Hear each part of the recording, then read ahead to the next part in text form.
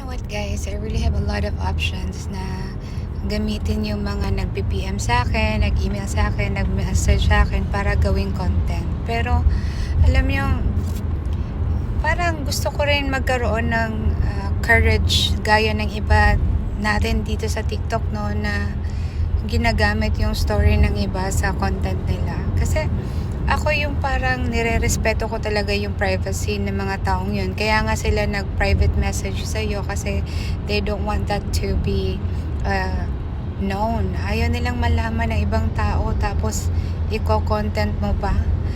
Kaya minsan nahihirapan din ako kasi pabalik-balik din po yung story ng mga kababayan natin.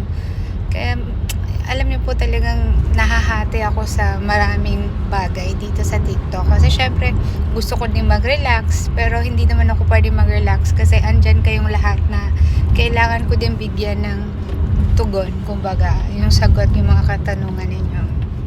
But anyways guys, ang lagi talagang tinatanong sa akin is yung pag-file ng kaso.